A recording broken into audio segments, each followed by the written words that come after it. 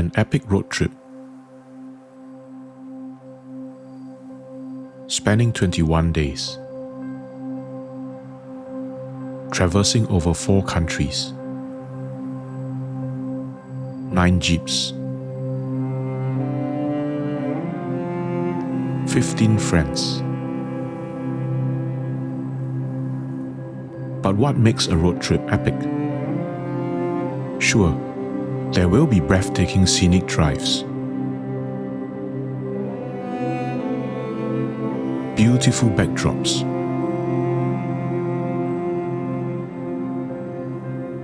amazing food, and even some drama.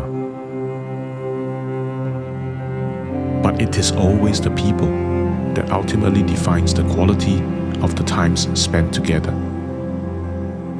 So come journey with us as we share the sights and sounds of our trip, a trip that will forever be etched into our memories.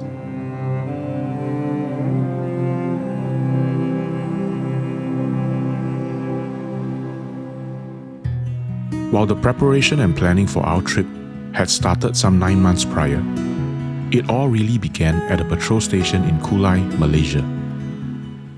This man, whom we affectionately call Lao Ta, or Big Brother, is the man who worked tirelessly to get our itinerary meticulously planned out, hotels, meals and flights arranged, paperwork to cross 4 different borders, spare parts for our jeeps in case of emergency repairs, and a mountain of other administration to make our journey smooth and without hiccups.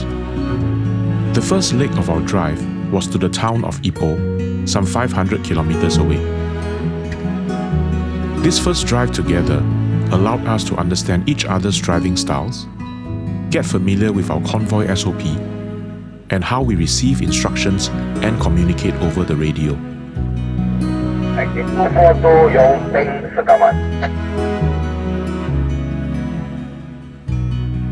We were able to react well as a convoy to the different road conditions, be it overtaking other slower vehicles or staying together in traffic. After a full day of driving, we reached our hotel in Ipoh in the evening and proceeded to reward ourselves with a well-deserved meal for a great start to our trip.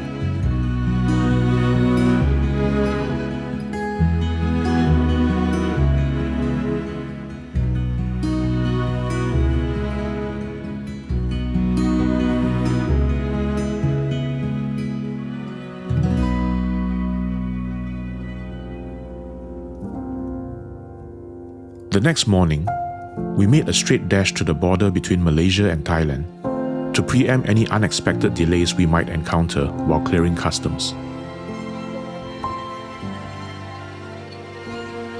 Even then, we managed to enjoy the scenic drive along Malaysia's northern roads, something we don't get to do very often.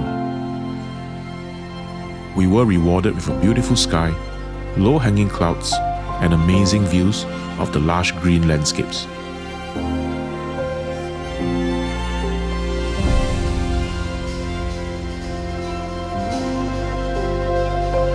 Clearing the Malaysian side of the border was a breeze, as they were used to managing Singapore-registered cars. There was just a little queue, and we were through.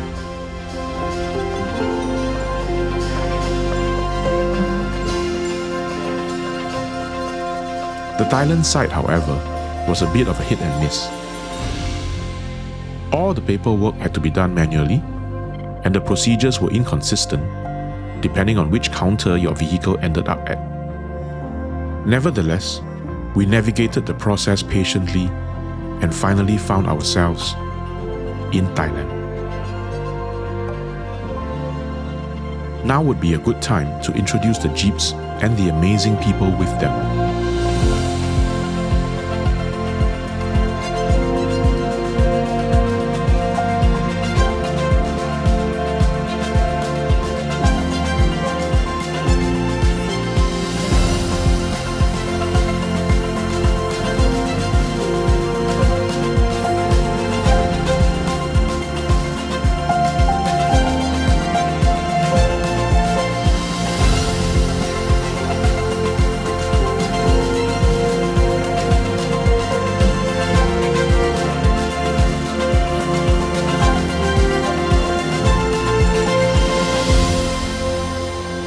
Our next stop was a very special meeting with a couple of car transporters. They would be transporting our jeeps over the next 2 days to Chiang Rai in northern Thailand, while we took an aeroplane there. The reason for doing this is to keep us fresh and conserve our energy for the drive in China. It would have taken us 3 days to drive the 1,700 kilometers. However, with each transporter having 2 drivers, they could essentially drive non-stop and arrive in Chiang Rai in 2 days instead.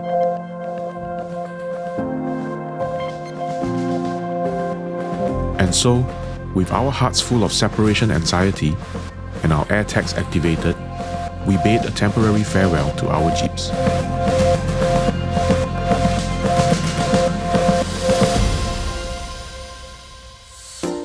We spent the night without our jeeps in Hat Yai, a bustling city of many sights and sounds. The night bazaar near our hotel was filled with delicious snacks to keep us happy the whole night. Hat Yai is also a city where getting around was easy with the many tuk-tuks around.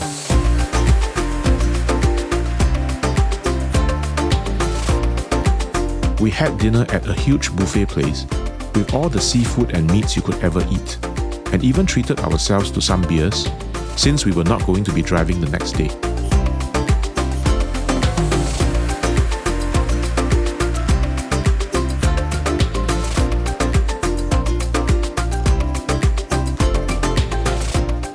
We ended the night drinking bird's nest, a dessert drink rumored to be very good for your complexion if you want baby soft skin. The next morning, we took a flight to Chiang Rai, transiting through Bangkok. We arrived safely, except that some of us were delayed by immigration as we looked younger than our passport photos due to drinking too many bowls of bird's nests.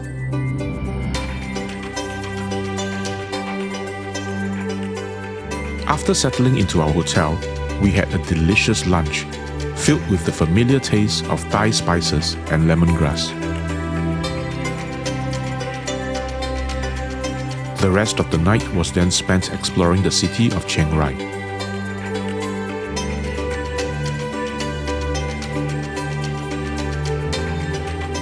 We had some time the next morning before our jeeps arrived and went to expend some energy at a shooting range.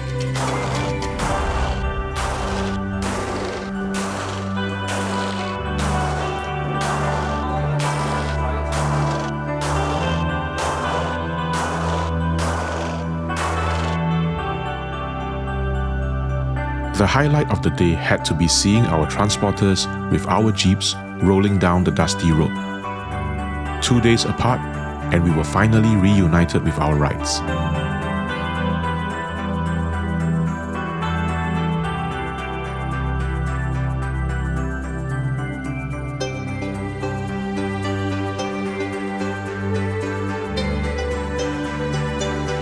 It was almost getting dark by the time we finished taking over our jeeps, but we still wanted to stretch our legs by visiting a nearby tea plantation for some snaps with the sunset.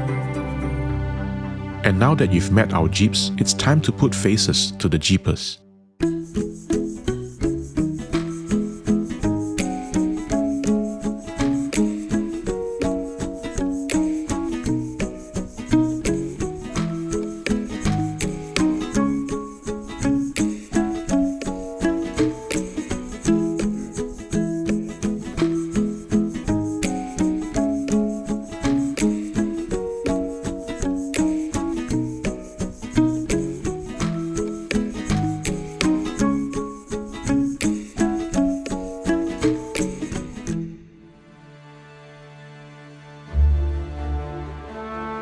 The next day was going to be a long and tough drive. We first had to cross the Thai-Laos border and then drive another 200 kilometers across rough roads to reach the northern border between Laos and China. The Thai border crossing was smooth, and an interesting part was when we switched roads to now drive on the right side. It was surreal when we crossed the Thai-Laos Friendship Bridge. The feeling was amazing, as after almost a whole year of planning and preparation, we were finally actually on the bridge, entering Laos.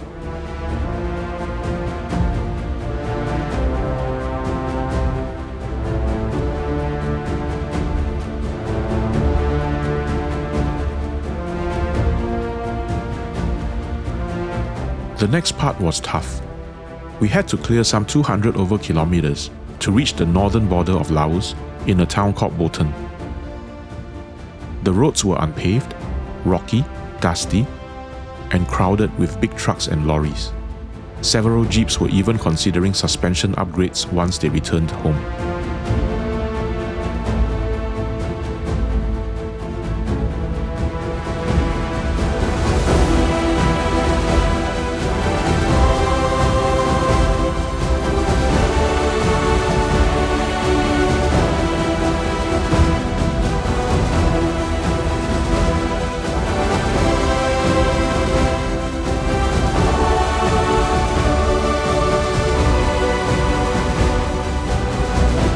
It was an interesting drive to say the least, and it took us over 5 hours to reach Botan, a shiny cowboy town that sprung up in the middle of nowhere.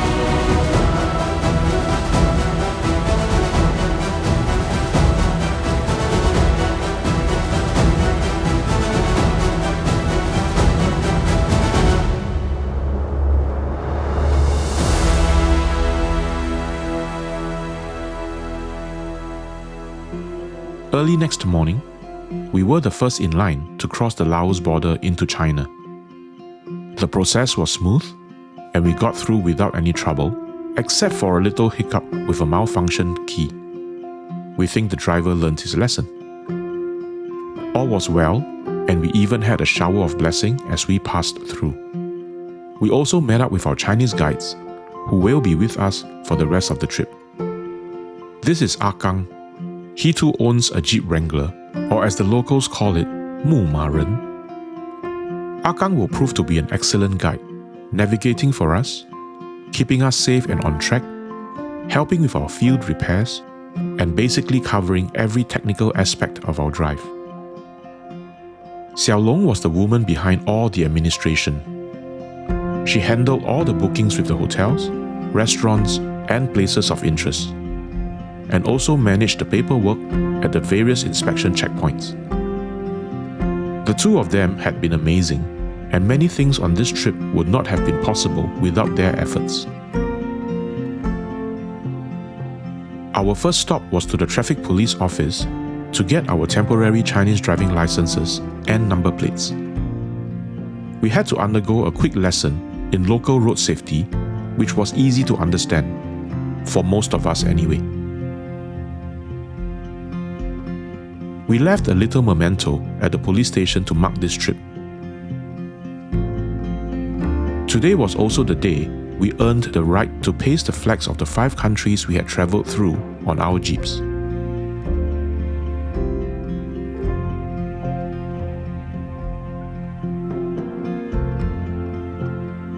And with that, we had officially driven from Singapore to China.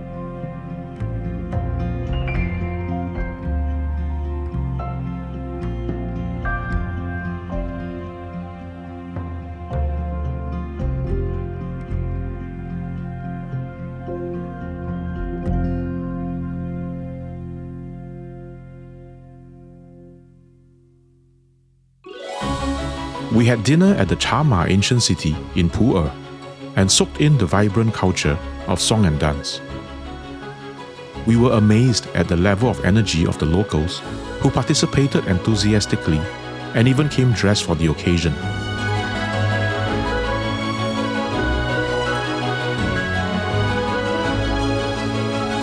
Some of us were so lifted by the mood that they decided to join in the celebrations too.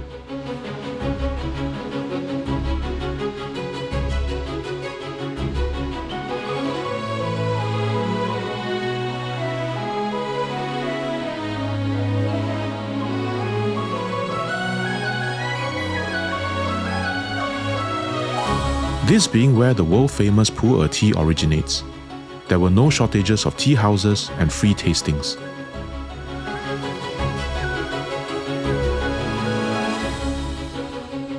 Of course, no night market is complete without their local snacks, some of which might not be to our taste, but what a great start to the China segment. The next morning, we took a lovely stroll along a little stream with a water wheel to the village of Na Keli. Na Keli was an important stop along the ancient Chinese Tea-Horse Road, or Cha Ma Lu. The Tea-Horse Road is a tough ancient trade route traversing through the mountainous areas of southwest China, which connects today's Yunnan, Sichuan, and Xizang together. Na Keli was a crucial stop sitting on this route, where nearly every long-distance caravan had to pass through. The village today is kept largely pristine and is one of the few remaining cultural landmarks of ancient China.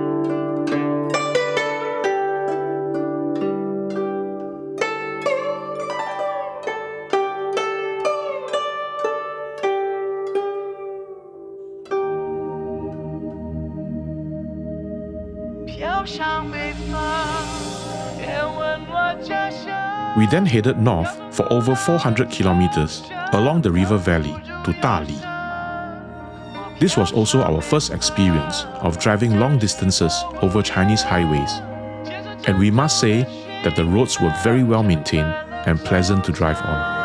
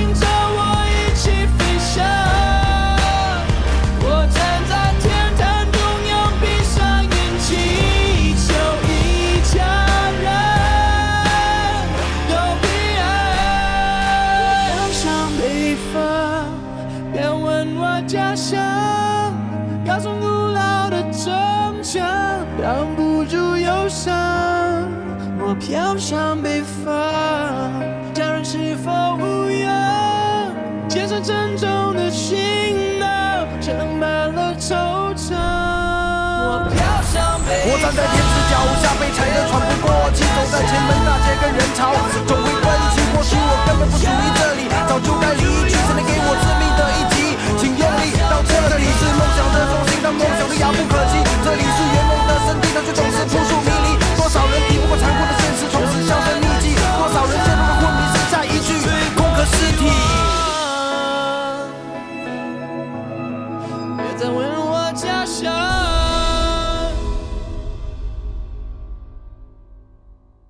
Dinner at Dali was having Yunnan's famous 过桥米线, or cross-the-bridge noodles.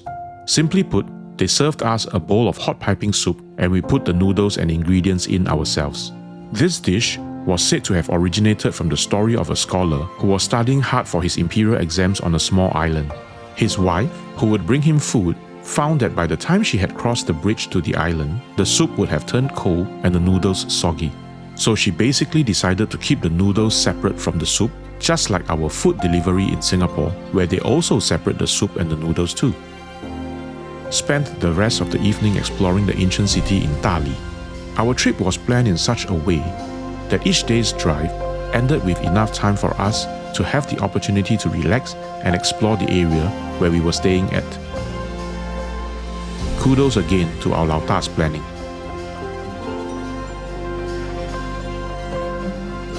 It must also be mentioned that most of the hotels we stayed in were very nice, giving us a good night's rest before the next day's drive again.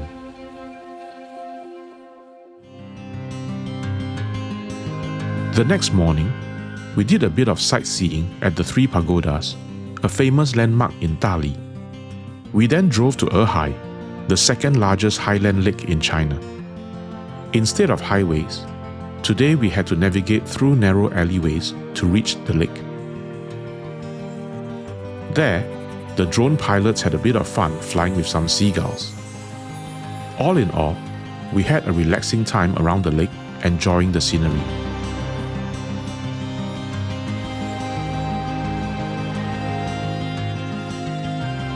Lunch was a delicious dish of cai huo ji, or firewood chicken. As the name suggests, it was cooked with firewood, making the meat very flavorful. The afternoon was spent on another scenic drive along the famous Nujiang or Nu River to arrive at the town of Lushui.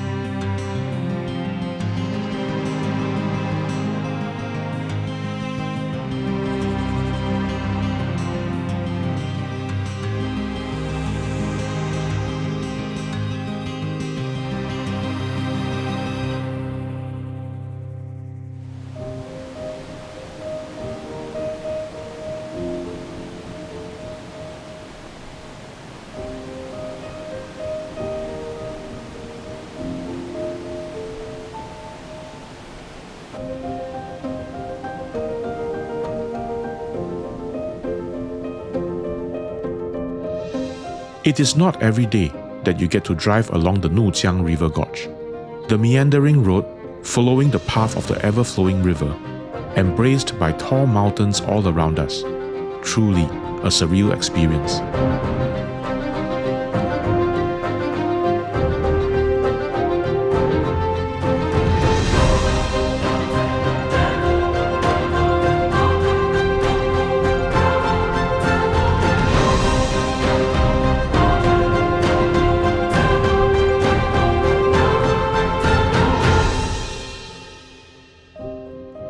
We detoured from the valley and drove up to Zhizhiluo, an interesting town high up in the mountains. It was once a bustling political and cultural hub, but fears of a great landslide forced the residents to flee and relocate elsewhere. The landslide never happened, but not all the residents returned, and Zhizhiluo became known as Yunnan's mountaintop ghost town.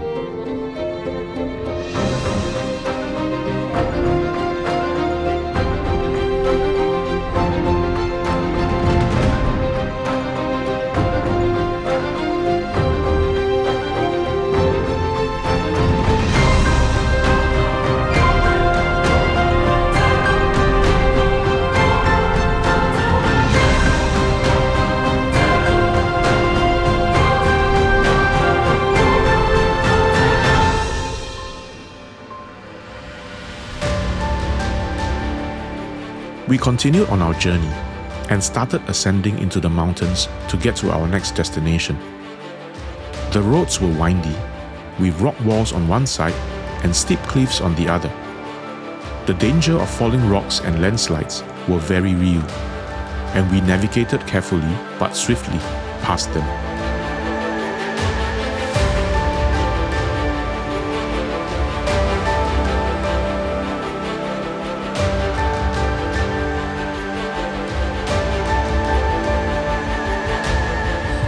We were also impressed that the roads were constantly repaired and the debris removed after these rockfalls and landslides.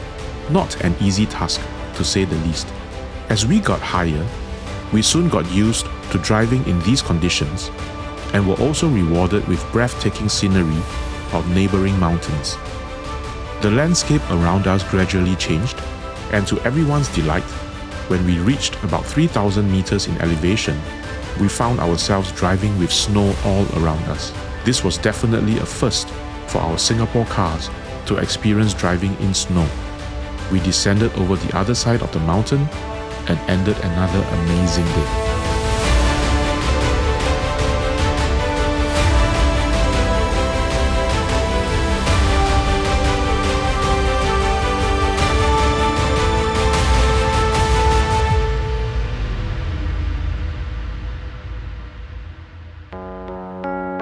Arriving at Dulongjiang, another magnificent gorge, we took a slow, scenic drive that morning, soaking in the beautiful wonders of nature. 徘徊着的，在路上的，你要走吗 ？Via Via， 易碎的，骄傲着，那也曾是我的模样。沸腾着的，不安着的，你要去哪 ？Via Via， 谜样的，沉着的，故事你真的在听吗？我曾经跨过山和大海，也穿过人山人海。我曾经拥有着的一切，转眼都飘散如烟。我曾经失落失望失掉所有方向，直到看见平凡才是唯一的答案。我曾经毁了我的一切，只想永远的离开。我曾经堕入这黑暗，想挣扎无法自拔。我曾经像你像他像那野草野花，绝望着渴望着，也哭也笑的平凡着。我曾经跨过山和大海，也穿过人山人海。我曾经问遍整个世界，从来没得到答案。我不过像你像他像那野草野花，冥冥中这是我唯一要走的路啊。时间无言如此这般，明天已在眼前，风吹过的如烟云，你的故事讲到了哪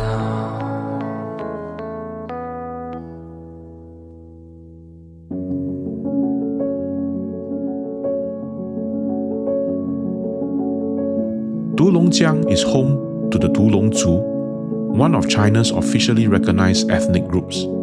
What makes this group particularly fascinating is the now forbidden tradition of tattooing the women's faces.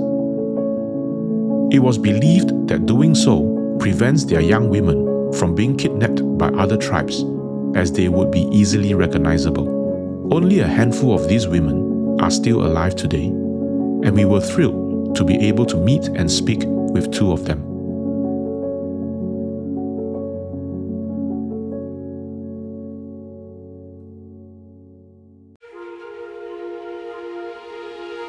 On the way back, we saw a spot beside the river and decided to have a little picnic to enjoy the awesome scenery.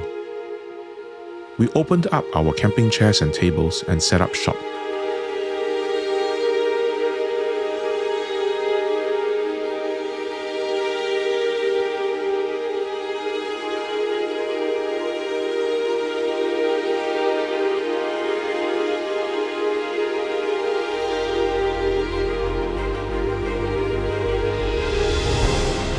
Some of us also drove into the shallow portions of the riverbank for a bit of wet driving.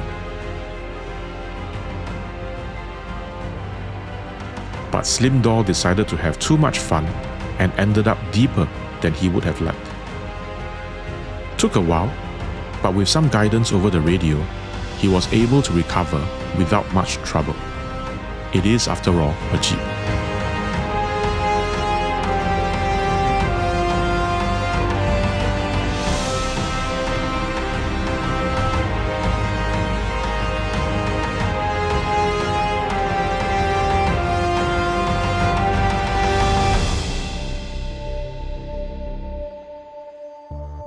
After our little picnic, we continued on our drive up the mountain to our next destination. Unfortunately, we had to stop due to a breakdown. Remember this guy? Well, he began losing power along the way, and we had to try and figure out what was wrong. After some level 1 diagnostics and video consultation with our experts from our workshop back home in Singapore, it was determined that some water had gotten in where it was not supposed to. We applied a temporary quick fix and luckily managed to continue on our journey without further breakdowns. The plan was to get out of these mountain passes, get to a town where we could then find a proper workshop with a better solution. The unintended stop threw our timing off, and we had to drive in the dark to our hotel. No worries. That's why we have light bars. Our destination the next day was a 200 kilometers drive to a town called Deqing. It was going to be the highest hotel we would be staying in on our trip. But more of that later. We took a slight detour in the morning to visit the Yunnan-Tibet border. Unfortunately, we did not get to see the border sign as it was recently torn down. We did, however, manage to water the plants in that area, did our 3-point turns, and continued on our journey. Of course, the drive brought us through more breathtaking scenery and amazing landscapes.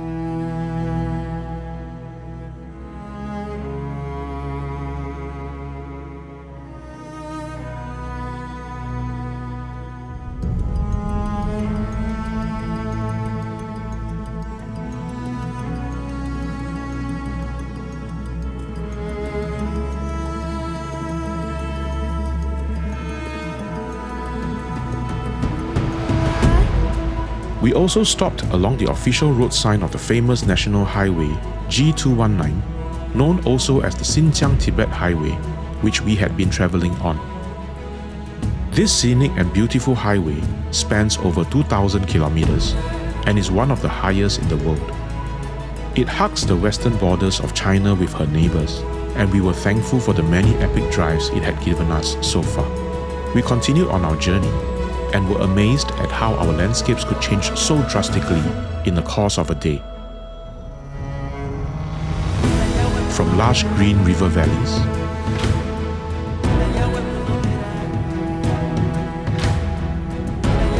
to arid rocky canyons,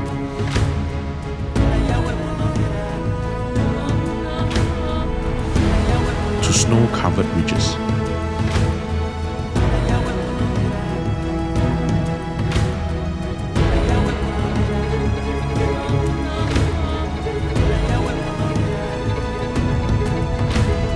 This amazing drive finally brought us to our rest stop for the day at an elevation of 3,455 meters, the town of Deqing.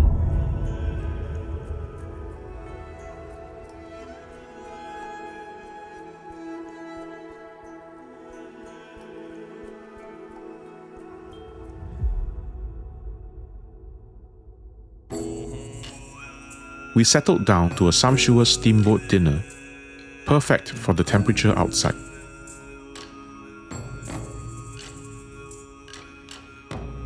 Deqing has a heavy Tibetan influence and is also home to the Feilai Temple, built in 1614, some 400 years ago.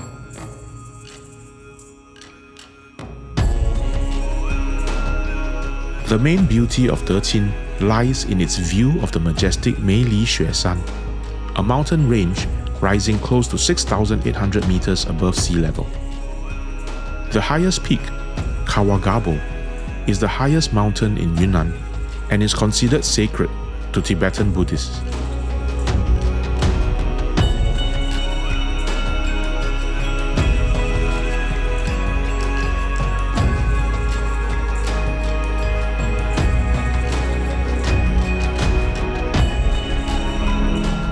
Several of us got up early the next morning to try and catch the sunrise falling onto the peak. Alas, it remained hidden behind the clouds, but still treated us to a magical view of the mountains.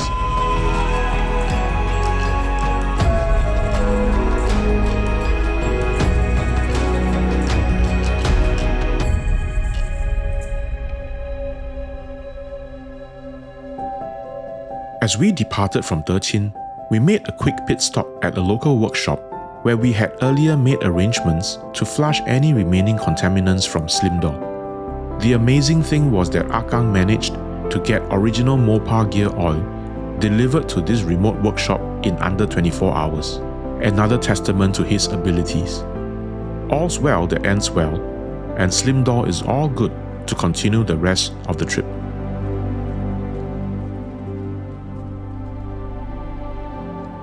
After driving for a while, we made another stop, this time a coffee break for the humans. We stopped at the Jinsa River Bend, an interesting creation of nature where the river made a huge hairpin bend in order to go around the mountain. The scenery was beautiful, the weather was perfect, and we even felt patriotic enough to unfurl our Singapore flag for a photo. We continued down the valley towards our next destination, a magical place originating from the legends of the mythical Shangri-La, a place called Pala Kerchong.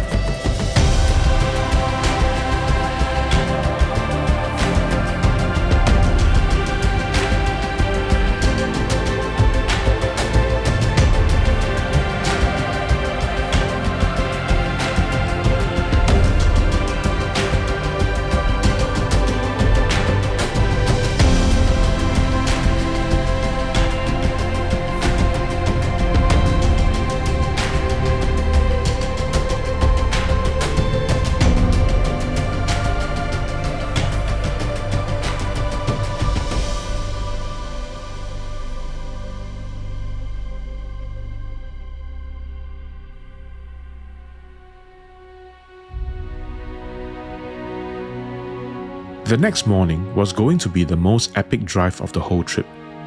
For the first time, the owners of the land had granted us permission to drive our jeeps through the canyons up the mountain to the famous Shambhala Stupa, or Pho Ta. We would also be passing the 1,300-year-old Pala village. The route would take us winding 108 turns up the canyon through snow-covered landscapes. It was a truly magical drive.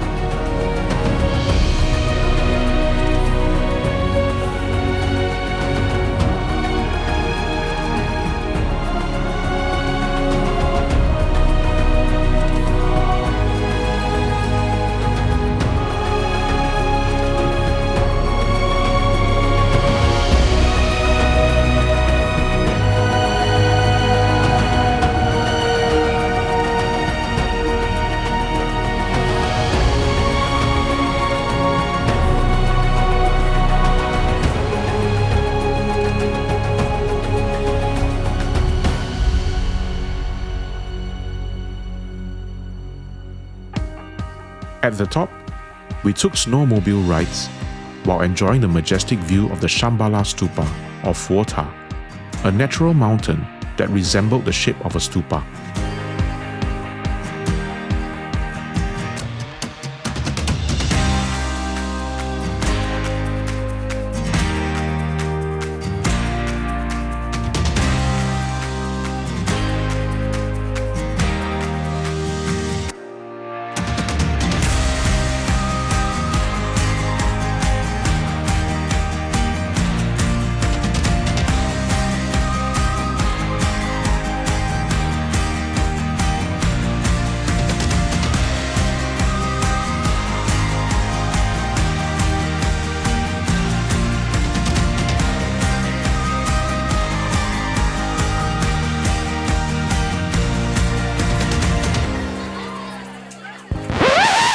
But wait. Did you notice that only 8 jeeps came up the mountain? Yes, unfortunately, Red Baron's coolant reservoir tank cracked and sprung a leak on the way up. In the interest of time, we took the decision to leave her jeep there, and a few of us will come back down later to repair it during our lunch break at Bala village. Again, credit must be given to Lao Da, who knew which parts are more likely to break down and so brought the correct spares. The repair was smooth, and we were able to change to a new tank and also topped up the fluids. It was also Lao Da who wanted to prank Kay, telling her that Red Baron could not be driven for the rest of the trip. The tow truck will pull her car all the way to Kunming. So to the entire trip, you will all the pipe first really. No choice. Then I don't get to drive my car. No, then you drive stick license now. Or you drive my car. Why are you shitting me? You want to laugh, you laugh lah.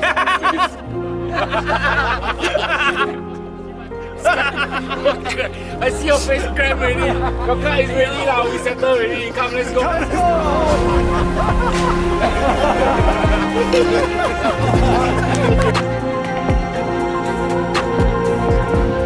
With all being well, we continued on our journey with an espresso break on the roadside, heading to our next destination, an interesting homestay in the Shambhala village of Xiangchen. We were apparently the only guests in the entire resort, and our rooms were amazingly furnished and luxurious, perfect for a great night's sleep.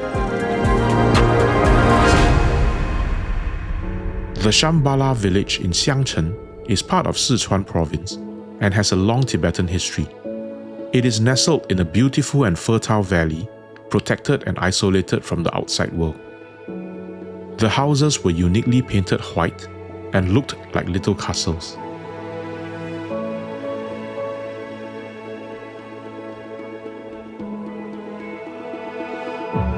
We took the opportunity to do what jeepers do best when there is nice weather and beautiful scenery: set up camp and have instant noodles with luncheon meat. These are the best moments where we can chill, have great conversations, and basically enjoy the outdoor life.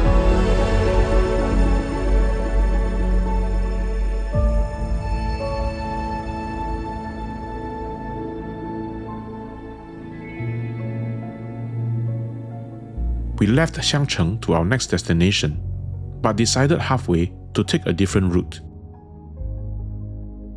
We got off the road and turned into the mountain trails for a bit of off-roading.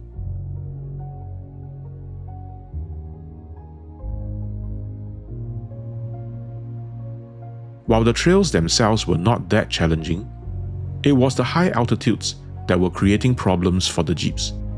We were traveling at about 4,600 meters in elevation, and that was somehow creating fuel combustion issues, resulting in a loss of power, especially for the 2-liter turbocharged Wranglers.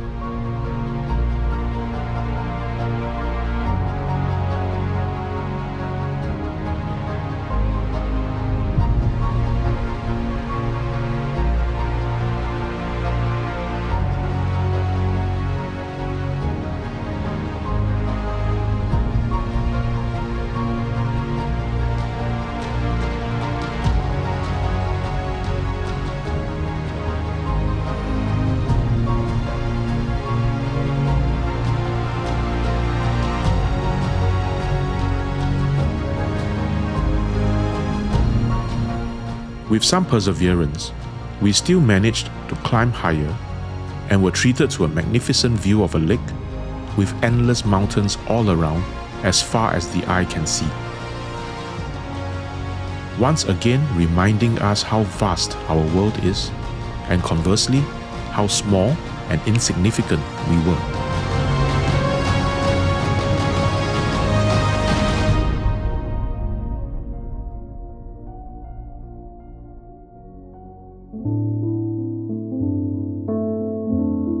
We soon arrived in Yating and proceeded for dinner nearby. We had a very special fish dish, which was cooked with steam.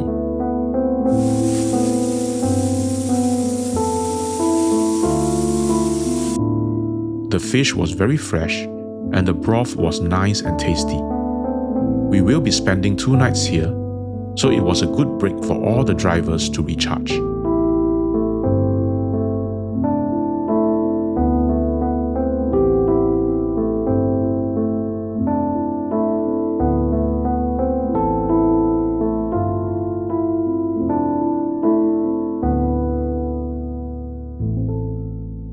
The next day, we visited the Daocheng Yating Nature Reserve. We took a bus, walked, took a tram, and even horseback riding. We can now add these to the list of transportation that we had experienced on this trip.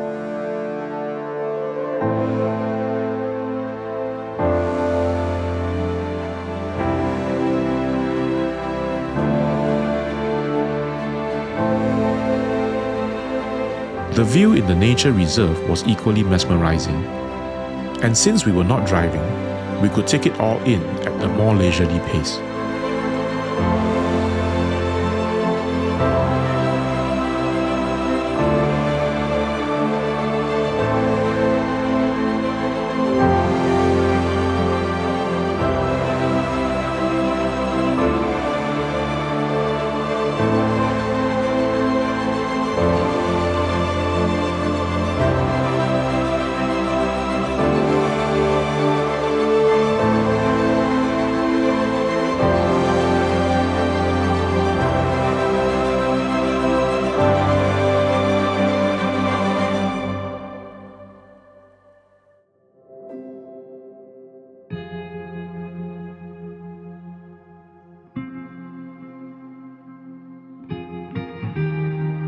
We left Yating and headed to our next destination, Lukuhu.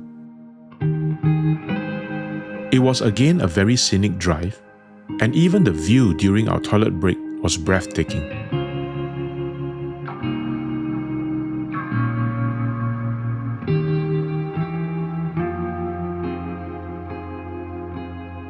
We had a lovely lunch overlooking the Eya village, said to be more than 500 years old, inhabited by the Nasi ethnic group.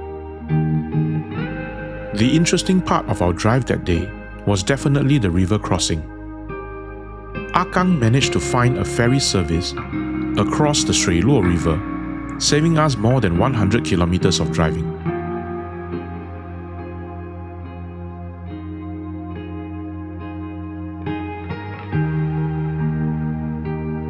And with that, we clocked yet another unique mode of transportation in our trip.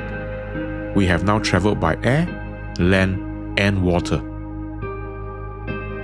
We also had a bit of fun ferrying a few of us across a river basket used by the locals to bring people and animals across the river. We continued our drive, but this time through some pretty rough and dusty terrain.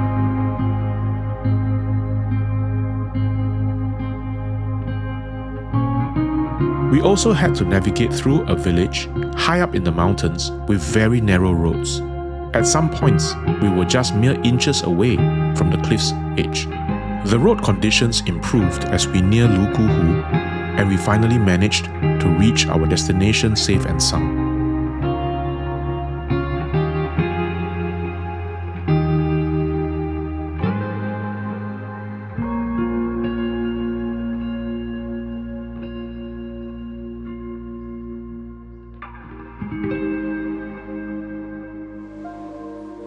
Lukuhu is the highest lake in Yunnan, with the middle of the lake forming the border between Yunnan and Sichuan.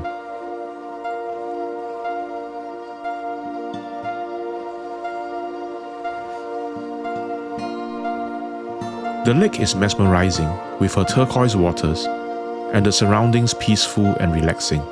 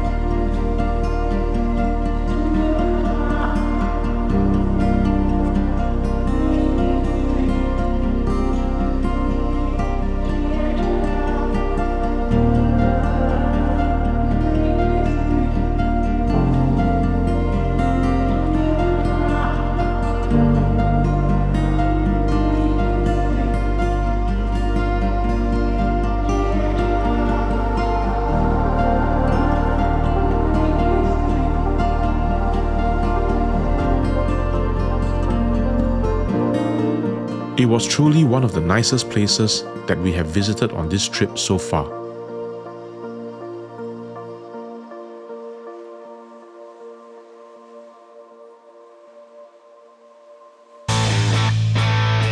Our next stop was to Lijiang, one of the bigger cities on our itinerary. But before that, we had a treat for our jeeps. After 16 days of driving in all kinds of road conditions, it was time to give the jeeps a good wash.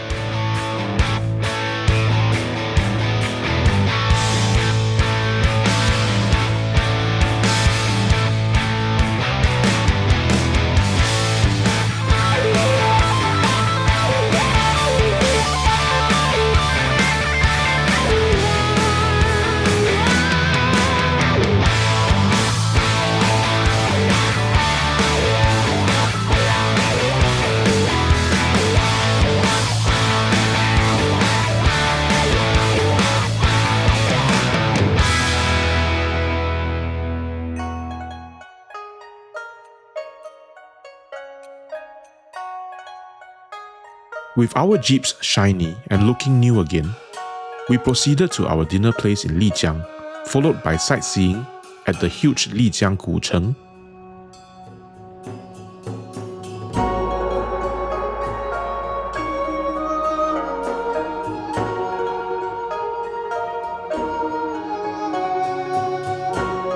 By now we have gotten used to the concept of these ancient cities, which were essentially used as venues for food, drinks, souvenirs, and entertainment.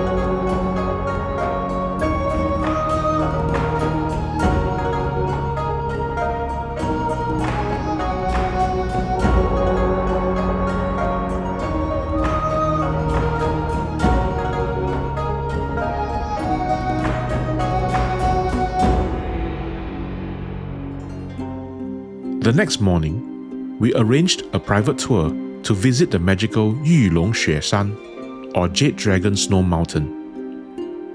We had to take a train, clocking yet another mode of transport.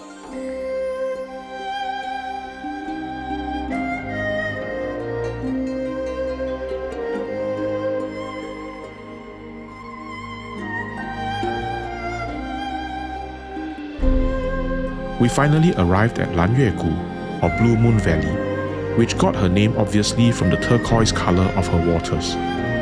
The color comes from copper ions from the melting snow and ice originating from the Himalayas.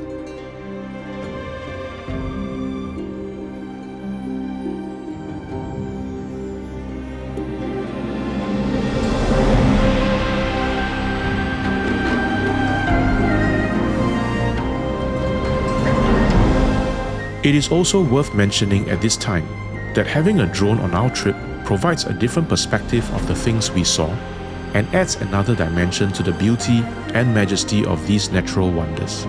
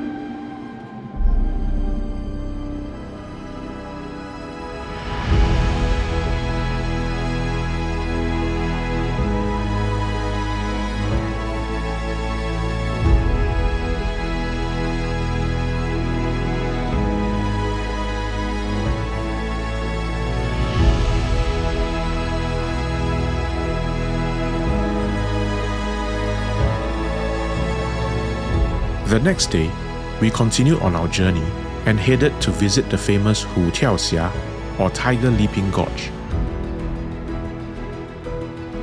Legend has it that a tiger jumped across the river at the narrowest point, using the rock in the middle.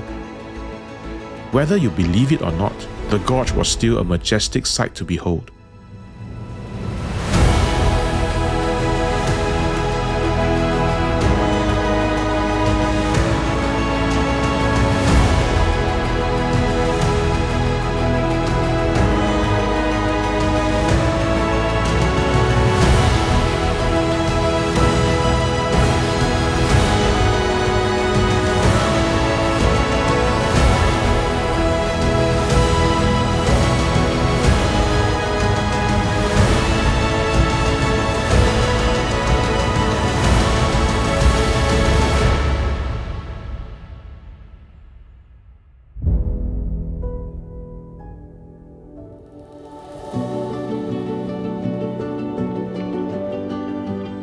We took to the highway once again, and from here on, we would no longer be driving on mountain passes or valleys anymore.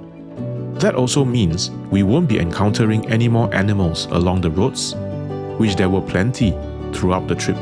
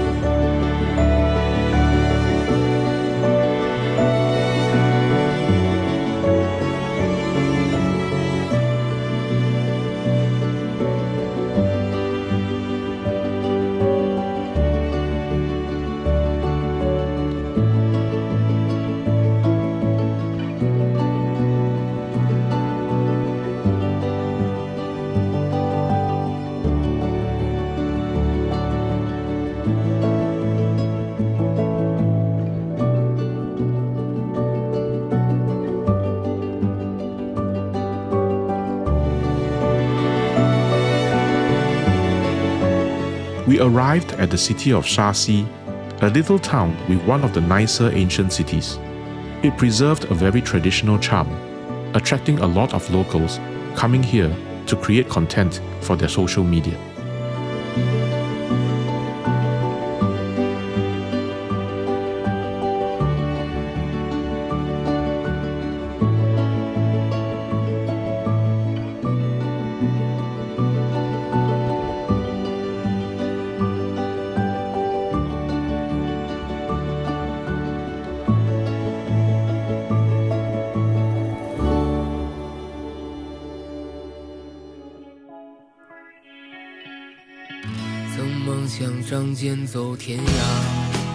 And so finally, we found ourselves driving our last drive for this trip towards the city of Kunming, where we will hand over our jeeps to be shipped back to Singapore while we take to the skies and fly home.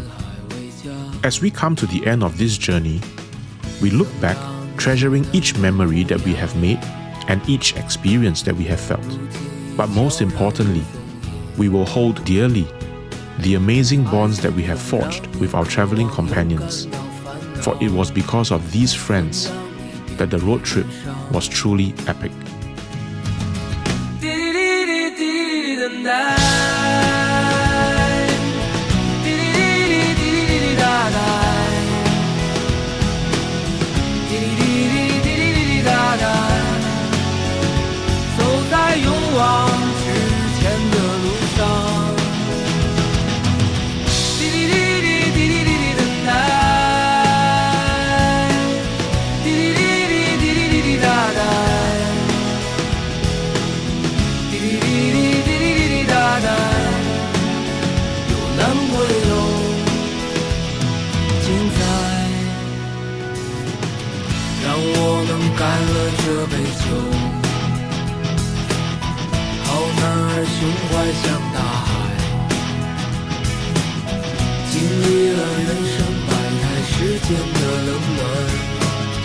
这笑容温暖纯真。